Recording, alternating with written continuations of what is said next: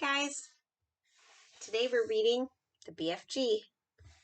We're reading the chapter The Marvelous Ears today. We're on page 38 if you want to follow along and you have the book at home.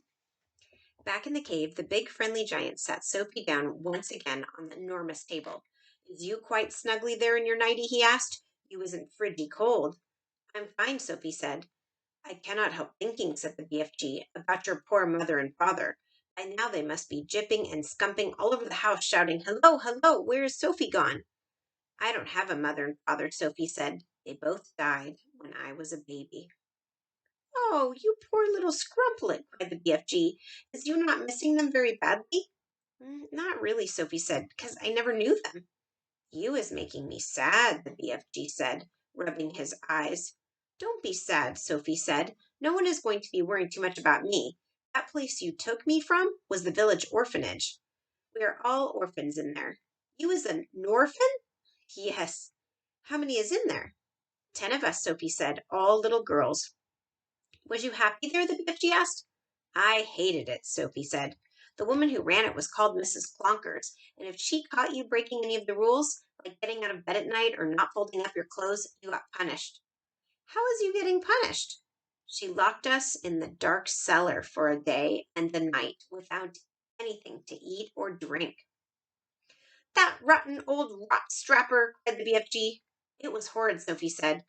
We used to dread it. There were rats down there. We could hear them creeping about.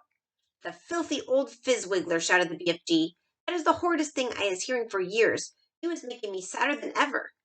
All at once, a huge tear that would have filled a bucket rolled down one of the BFG's cheeks and fell with a splash on the floor. It made quite a puddle.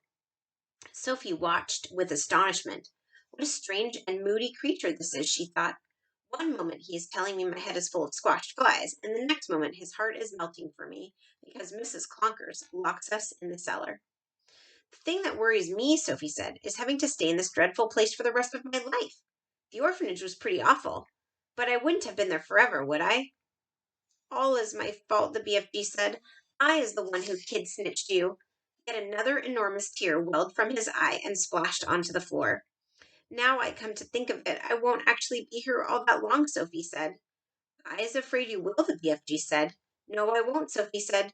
Those brutes out there are bound to catch me sooner or later and have me for tea. I is never letting that happen, the BFG said. For a few moments the cave was silent, and then Sophie said, May I ask you a question? The BFG wiped the tears from his eyes with the back of his hand and gave Sophie a long, thoughtful stare. Shoot away, he said. Would you please tell me what you were doing in our village last night? Why were you poking that long trumpet thing into the Gucci children's bedroom and then blowing through it?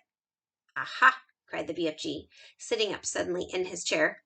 Now he's getting nosier than a Parker. And the suitcase you were carrying, Sophie said. What on earth was that all about? The BFG stared suspiciously at the small little girl sitting cross-legged on the table.